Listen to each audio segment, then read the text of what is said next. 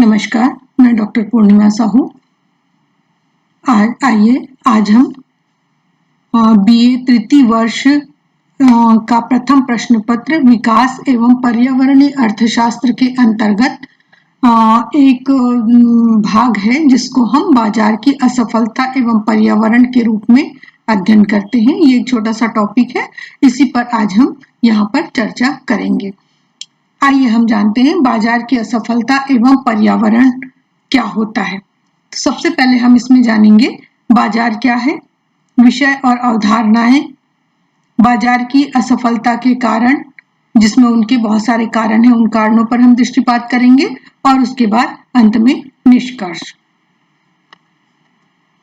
सबसे पहले देखते हैं बाजार की असफलता एवं पर्यावरण। क्योंकि यह भाग जो है यह विकास और पर्यावरणीय अर्थशास्त्र का एक छोटा सा हिस्सा है, तो इसको हम यहाँ पर विकास से पर्यावरण को जोड़कर अध्ययन करते हैं। और जैसा कि हम जानते हैं कि अर्थशास्त्र में जब हम विकास करते चले जाते हैं तो यह कहा जाता है कि विकास के द्वारा पर्यावरण को बहुत ही ज्यादा नुकसान होता है या प्रदूषण होता है। और विकास और पर्यावरण प्रदूषण एक दूसरे के कहना चाहिए विपरीत व्यवहार को दर्शाते हैं। लेकिन यहाँ पर जब हम जानते हैं कि हमारा पर्यावरण जो कि हमारे आसपास का वातावरण होता है और जिसको हम प्रायः दो रूपों में देखते हैं। कौन कौन से रूप होते हैं पर्यावरण के? जैसे यह पर्यावरण से हम संसाधन प्राप्त करते हैं। संसाधन का तात्पर्य यहाँ पर जितने भी हमको आर्थिक क्रिया करने के लिए संसाधन चाहिए वो हमको पर्यावरण से प्राप्त होते हैं, चाहे जल हो, चाहे भूमि हो या अन्य दूसरे मटेरियल्स हो, ये सब हमको पर्यावरण से ही प्राप्त होते हैं। इसी तरह से पर्यावरण हमको क्या करता है, पर्यावरण हमको उत्पाद प्रदत्त करता है, यानी विभिन्न प्रकार के संसाधन देता है। दूसरी तरफ पर्यावरण हमारी और क्या सहायता करता है कि जितने हमने विकास के लिए विभिन्न प्रकार के संसाधनों का विदोहन किया, तो विदोहन के परिणाम स्वरूप जो अवशेष बचते हैं, जो कचरा माल बचता है, उन बेकार पदार्थ बचते हैं, उन सबको हम क्या करते हैं, पुनः पर्यावरण में डाल देते हैं या भूमि में डाल देते हैं या जल में डाल देते हैं, तो उनको वो शोषण भी करता है यानी शोषित करता है। तो इस तरह से पर्यावरण हमारे लिए बहुत ज्यादा उपयोगी है और इसी के द्वारा ही हम संसाधन प्राप्त करके अर्थशास्त्र के अंतर्गत जैसा हम अध्ययन कर रहे हैं इसका, तो हम विकास की ओर बढ़ते चले जाते हैं। तो पर्यावरण हमारे लिए यदि नहीं हो या पर्यावरण की हम सहायता नहीं ले, वहां से हमको संसाधन नहीं मिलेगा, तो हम विकास कर ही नहीं सकते। इसलिए आर्थिक विकास और पर्यावरण कहें, ये एक दूसरे के पूरक हैं। ठीक है, तो आज हम इसी के अंतर्गत बाजार की असफलता और पर्यावरण पे दृष्टिपात करते हैं। सबसे पहले हम जानते हैं कि हमें पर्यावरण जो संसाधन देते हैं उससे हम विभिन्न प्रकार के उत्पादों का निर्माण करते हैं और उसी उत्पाद को हम बाजार में बेचने के लिए जाते हैं। तो आज ये हम जानते हैं बाजार क्या है और फिर बाजार की असफलता और पर्यावरण में क्या संबंध है। तो बाजार क्या है? बाजार से ऐसे स्थान या विनिमय संस्था से है जहां आर्थिक क्रियाओं के माध्यम से समाज को सेवाएं प्रदान की जाती है। बाजार में वस्तुओं और सेवाओं के रूप में समाज की आवश्यकता की पूर्ति कीमत के बदले में की जाती है। एक आदर्श बाजार क्या होता है? वहां पे निर्णय लेने की विकेंद्रीकृत व्यवस्था होती है और कीमत के कारण वह किसी वस्तु को प्राप्त करने के लिए निर्णय लेते हैं जिनके लिए सर्वाधिक आवश्यकता हो। कीमत आवश्यकता की और सीमाओं का संप्रेषण करती है, अर्थात यदि एक व्यक्ति को किसी चीज की आवश्यकता है और उसकी जेब में पैसा है तो वह बाजार में जाकर उस वस्तु को कीमत देकर खरीद सकता है। लेकिन पर्यावरण संपदा के संदर्भ में बाजार असफल हो सकते हैं यदि कीमत समाज की आवश्यकता और पूर्ति की सीमितता को ठीक से संप्रेषित नहीं करती है। जब प्रचलित कीमतों के आधार पर अथवा कीमतों के अभाव में ऐसे व्यक्तिगत निर्णय लिए जाते हैं जिनसे संसाधनों का कुशलतापूर्वक बंटवारा नहीं होता, तब बाजार असफल कहलाता है। यह बात कि संसाधनों का पुनः बंटवारा होना चाहिए ताकि दूसरों को नुकसान पहुंचाए बिना किसी का हित हो सके। तो जब प्रचलित कीमतों के आधार पर अथवा कीमतों के अभाव में व्यक्तिगत निर्णय लिए जाते हैं जिससे संसाधनों का कुशलतापूर्वक बंटवारा नहीं होता, तब बाजार असफल कहा जाता है। इस तरह से हम यह कह सकते हैं कि संसाधनों को नुकसान पहुंचाए बगैर, संसाधनों का बंटवारा किए बगैर यदि हम जनता की विभिन्न आवश्यकताओं की पूर्ति कर सके तो ये पर्यावरण के संदर्भ में अच्छा होगा और बाजार सफल कहा जाएगा। बाजार की सफलता का एक अच्छा उदाहरण मेडागास्कर से संबंधित है। यह पर्यावरण की दृष्टि से सर्वाधिक संपन्न किंतु आर्थिक दृष्टि से विश्व के सबसे गरीब देशों में से है। यहाँ पर स्थानीय और पूरे भूगोल पर मानव जीवन के जारी रहने के दृष्टिकोण से अत्यंत आवश्यक महत्वपूर्ण जैविक विविधताएं पाई जाती है। विविधताओं का बना रहना अत्यंत आवश्यक है, इसलिए यह मजबूरी है कि यहाँ उपलब्ध पर्यावरण संसाधनों का उपयोग आर्थिक विकास के लिए नहीं किया जाए। परिणाम स्वरूप प्रचुर संसाधन होने के बावजूद यहाँ का आर्थिक विकास संभव नहीं है। वहाँ के लोगों की आवश्यकता की पूर्ति के लिए भी उपयोग में हम उसको नहीं ला सकते हैं। तो इस तरह वहाँ का बाजार और सफल है, इसे पर्यावरण के लिए बाजार की असफलता कहा जाएगा। फिर हम जानते हैं बाजार की असफलता और पर्यावरण के अंतर्गत इस विषय की अवधारणाएं क्या है। बाजार की सफलता पर्यावरण बाजार से ऐसे स्थान या विनिमय संस्था थे जहां आर्थिक क्रियाओं के माध्यम से समाज को सेवाएं प्रदान की जाती है। बाजार में वस्तुओं और सेवाओं के रूप में समाज की असफलताओं की पूर्ति कीमत के बदले में की जाती है। एक आदर्श बाजार निर्णय लेने की विकेंद्रित व्यवस्था पर आधारित होता है। कीमत के कारण वही व्यक्ति किसी वस्तु को प्राप्त करने का निर्णय लेते हैं जिसके लिए उनकी सर्वाधिक आवश्यकता हो। कीमत आवश्यकता की ओर सीमाओं को संप्रेषित करती है। बाजार की असफलता एक केंद्रीय बाजार विफलता की अवधारणा है। बाजार विफलता का मतलब है बाजार का कुशलतापूर्वक संसाधनों को आवंटित करने में विफल रहना। हनले, शोरगेन और व्हाइट 2007 में इन अर्थशास्त्रियों ने अपनी पाठ्य पुस्तक पर्यावरण अर्थशास्त्र में कहा है, बाजार की विफलता तब होती है जब बाजार सबसे बड़ा सामाजिक कल्याण उत्पन्न करने के लिए दुर्लभ संसाधन आवंटित नहीं करता। एक निजी व्यक्ति बाजार की कीमतों के बीच क्या होता है और समाज चाहे वह पर्यावरण की रक्षा के लिए क्या कर सकता है, इस तरह की मजदूरी अपर्याप्तता या आर्थिक अक्षमता का तात्पर्य है। कम से कम एक व्यक्ति को किसी और को खराब किए बिना बेहतर बनाने के लिए संसाधनों को फिर से स्थानांतरित किया जा सकता है। बाजार विफलता के सामान्य रूपों में बाह्यता, गैर बहिष्कार और गैर प्रतिद्वंदिता इत्यादि को शामिल किया जाता है। बाजार विफलता का मतलब है संसाधनों को आवंटित करने में विफल रहना। ठीक है, तो इस तरह से बाजार की विफलता तब होती है जब बाजार सबसे बड़ा सामाजिक कल्याण उत्पन्न नहीं कर पाता। अर्थात एक अच्छे प्रतियोगितापूर्ण बाजार में संसाधनों का बंटवारा कुशलतापूर्वक होता है और व्यक्तिगत निर्णय समाज को उच्चतम स्तर तक पहुंचाते हैं, जिसे हम विकास कहते हैं। तो निम्न बिंदुओं के आधार पर हम बाजार की असफलता को यहाँ पर जानते हैं। बाजार की असफलता को जानने के लिए बाजार की विफलता एक ऐसी स्थिति है जिसमें वस्तुओं और सेवाओं का आवंटन कुशल नहीं होता। अर्थात वहां एक और बोधगम्य परिणाम मौजूद है जहां कम से कम एक व्यक्ति को किसी के बदले बिना बेहतर बनाया जा सकता है। मार्केट विफलताओं को ऐसे परिदृश्य के रूप में देखा जा सकता है जहां शुद्ध स्वहित के व्यक्तियों का पीछा उन परिणामों के लिए होता है जो कुशल नहीं है। यह सामाजिक दृष्टिकोण से सुधार किया जा सकता है। 1958 में अर्थशास्त्रियों द्वारा इस शब्द का पहला उपयोग दार्शनिक हेनरी सिडविक ने किया था। मार्केट विफलता अक्सर समय असंगत प्राथमिकताएं, सूचना विषमताएं, गैर प्रतिस्पर्धी बाजार, प्रिंसिपल एजेंट की समस्या, बाह्यताएं, सार्वजनिक वस्तुओं से जुड़ी होती है। इस प्रकार बाजार की विफलता का अस्तित्व अक्सर इनका कारण होता है कि स्वयं नियामक संगठन, सरकार, राष्ट्रीय संस्थान एक विशेष प्रकार से बाजार में हस्तक्षेप करते हैं। अर्थशास्त्री विशेष रूप से सूक्ष्म अर्थशास्त्री जो है वो अक्सर बाजार में विफलता और सुधार के संभावित साधनों के कारणों से चिंतित रहते हैं। अर्थात हम किस तरह से बाजार में विफल न हो इसके लिए वो विभिन्न प्रकार के नए नए संभावित साधनों को ढूंढते रहते हैं। तो विफलता के कारणों में हम यहाँ पर देखें, सबसे पहला कारण आता है विवादहीन उपभोग। पर्यावरण संपदा को जनहित माना जाता है। यदि इसका उपयोग सभी के द्वारा बिना निषेध के किया जा सके या उपलब्ध रहे तो इसका एक के द्वारा उपयोग दूसरे के लिए उपयोग में बाधा नहीं डालता। जिस तरह एक संसाधन किसी व्यक्ति को उपलब्ध है, उसी तरह बिना अतिरिक्त लागत के दूसरे व्यक्ति को भी उपलब्ध है। संसाधनों के उपयोग का सभी को समान अधिकार होना चाहिए। किसी को उनके उपभोग से रोकने की स्थिति उत्पन्न नहीं होना चाहिए। इसी तरह से कोई उनका मनमाना उपयोग भी ना करे, इस बात का भी ध्यान रखना चाहिए। एक व्यक्ति सामान्य सामाजिक हित को नजरअंदाज कर सकता है। इस प्रकार संसाधनों का असंतुलित उपयोग होकर सामान्य हित के बजाय व्यक्तिगत हित महत्वपूर्ण हो जाता है। इसका विपरीत प्रभाव बाजार व्यवस्था पर पड़ता है, जिससे बाजार को हम असफल कहते हैं। तो ये विवादहीन उपभोग। दूसरा, अपूर्ण बाजार।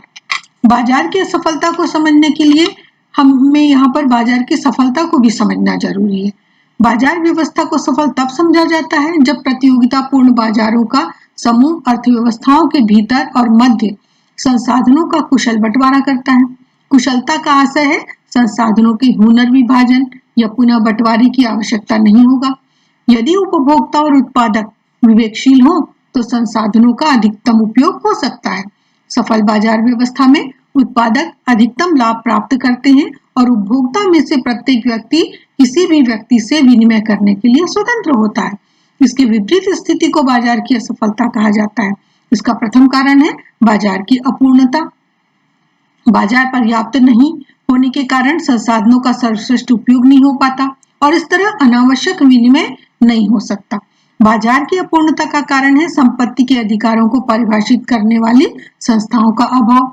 इस कारण संसाधनों का असंतुलित उपयोग, पर्यावरण का अनियंत्रित प्रदूषण आदि परिणाम के रूप में सामने आते हैं और हम कह देते हैं यह बाजार अपूर्ण है। इसी तरह से विफलताओं में ही अगली विफलता के रूप में हम देखते हैं विषम जानकारी। उस स्थिति में भी बाजार असफल हो सकता है जब व्यवहार में शामिल एक व्यक्ति को दूसरे व्यक्ति की क्रिया और प्रकार की पूर्ण जानकारी न हो। इसका आशय यह है कि वस्तु की गुणवत्ता और प्रकट अभिकर्ता के बुद्धि विवेक के स्तर से है। पूर्ण जानकारी के बिना बाजार अधूरा होता है और संसाधनों के कुशल बंटवारे और उपयोग में असफल हो सकता है। विषम जानकारी की समस्या दो प्रकार की हो सकती है, नैतिक नुकसान और दूसरा विपरीत चयन। नुकसान अर्थात प्रोत्साहन समस्या सामने आती है जब एक व्यक्ति की क्रियाओं को दूसरा व्यक्ति देख समझ ना सके तो इसके विपरीत की समस्या सामने आती है। एक व्यक्ति दूसरे व्यक्ति के कार्य चरित्र को पहचान ना सके तो इसे हम विषम जानकारी या विषम परिस्थिति कहेंगे। तो इससे भी बाजार की विफलता दिखाई देती है। अगला पॉइंट देखें, बाजार की विफलता के कारणों में इसे हम उभारहीनता कहते हैं। उभारहीनता ऐसा माना जाता है कि बढ़े हुए प्रदूषण के संबंध में सीमांत लाभ और लागत का संबंध किस प्रकार होता है और सीमांत लागत बढ़ती है, सीमांत लाभ घटता है। यदि इनमें संतुलित स्थापित हो जाए तो यह एक अनुपम स्थिति होगी।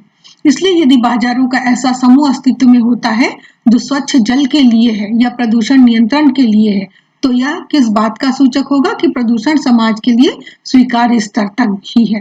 भौतिक कारणों से सीमांत लाभ और प्रदूषण नियंत्रण के बीच आदर्श संबंध नहीं बन पाता। उदाहरण के लिए सीमांत लागत प्रदूषण की वृद्धि के कारण आरंभ में बढ़ सकती है या शून्य भी हो सकती है, क्योंकि पर्यावरणीय क्षतिग्रस्त हो सकता है कि उनके प्रदूषण नियंत्रण पर कोई खर्च करने की जरूरत ही नहीं बचे। इसे हम उभारहीनता की स्थिति कहते हैं। इस सीमा से यदि अधिक प्रदूषित हो चुका होता है पर्यावरण, जिसे नियंत्रित नहीं किया जा सके, तब तकनीकी दृष्टि से आशय उस स्थिति से है जब दो अच्छे और बुरे के मध्य में पूर्ववर्ती दोनों स्तर को हम यहाँ पर उभार के रूप में दिखाई देंगे।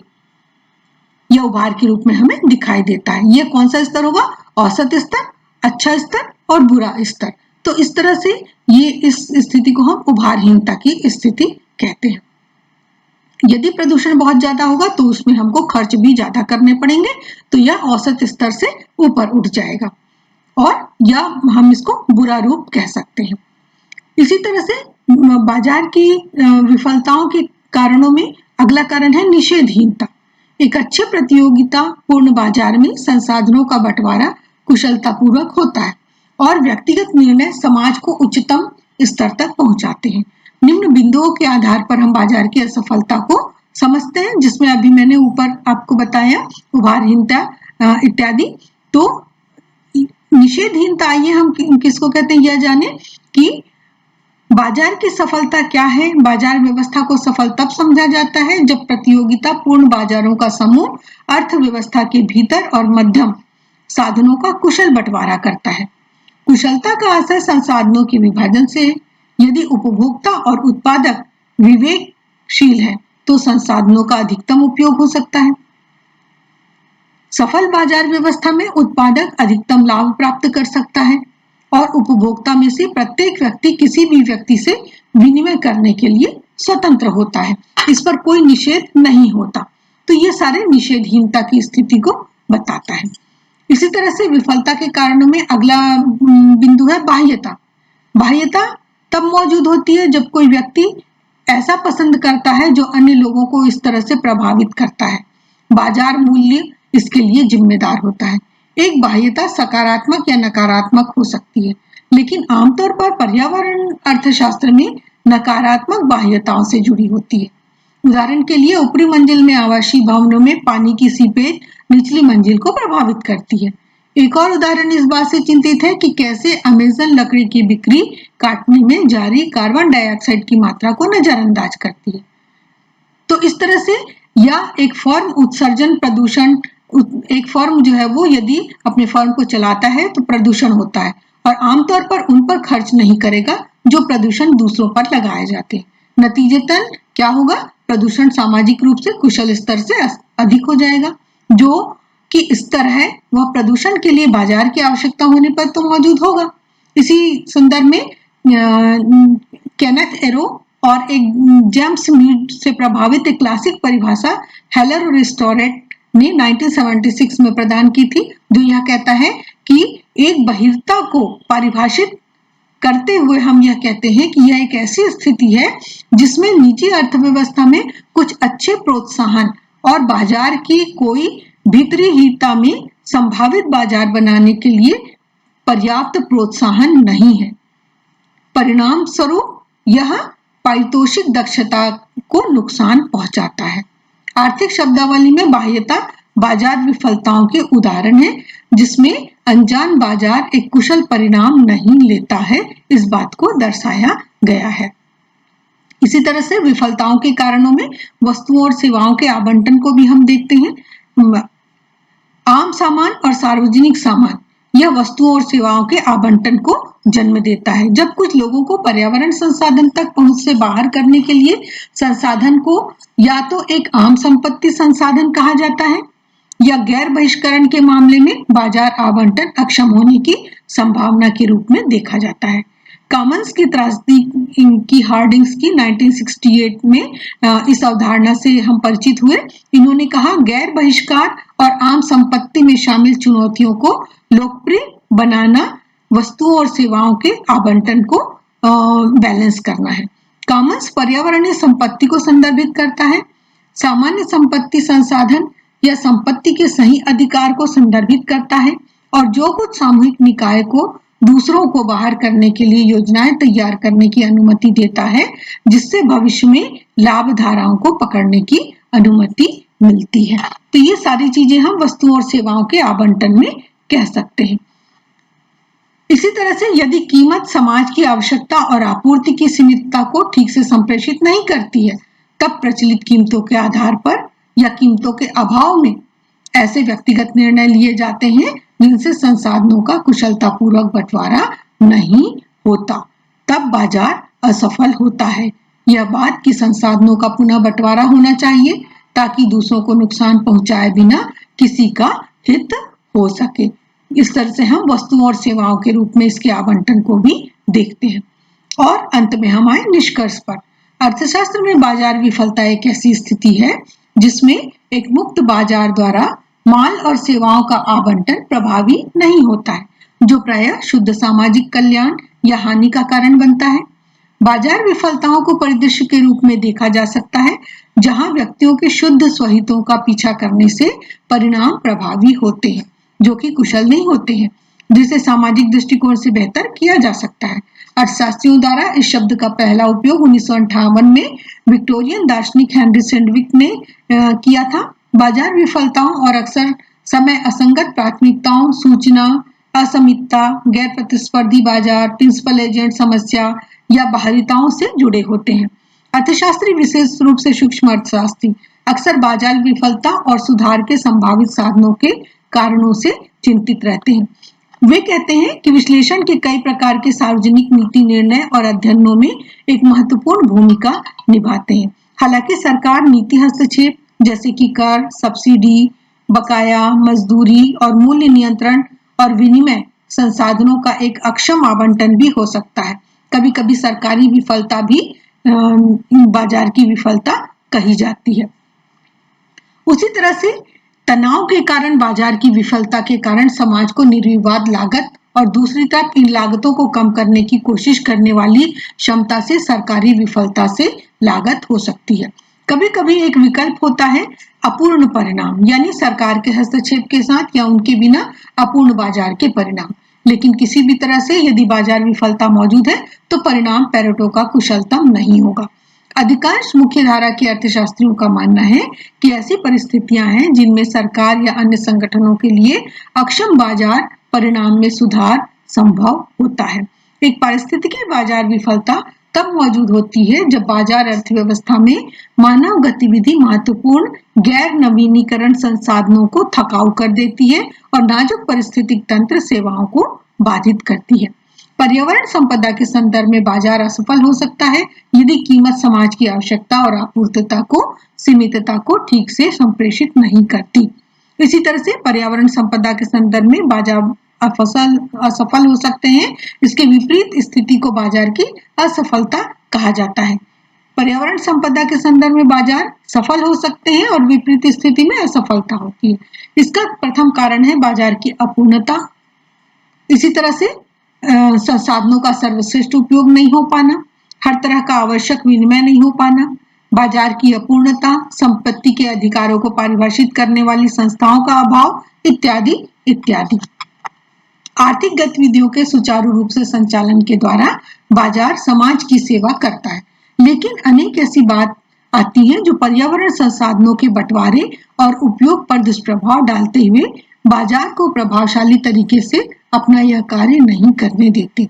यह महत्वपूर्ण है कि किस प्रकार समाज इन बाधाओं पर निजीकरण ही कार्यवाही चाहती है और हस्तक्षेप द्वारा इन बाधाओं को नियंत्रित करता है और बाजार को सफल बनाने की कोशिश करता है। तो इस तरह से हमने आज जाना कि बाजार की असफलता और पर्यावरण में क्या संबंध है। बाजार की असफलता विभिन्न प्रकार के बिंदुओं के आधार पर हमने इसका अध्ययन किया और अंत में निष्कर्ष रूप में हम यह कह सकते हैं कि बाजार की असफलता पूरी तरह से पर्यावरण पर डिपेंड नहीं करती है, बल्कि वह विभिन्न प्रकार की स्थितियों पर डिपेंड करती है और अलग अलग समय में अलग अलग बाजार अलग अलग तरह से पर्यावरणीय समस्याओं से जूझता रहता है। लेकिन फिर भी हम उन सब का सामना करते हुए हम अपने बाजार को सफल बनाने की कोशिश करते रहते हैं, चाहे वो सरकारी हस्तक्षेप हो चाहे निजीकरण के माध्यम से हो। धन्यवाद।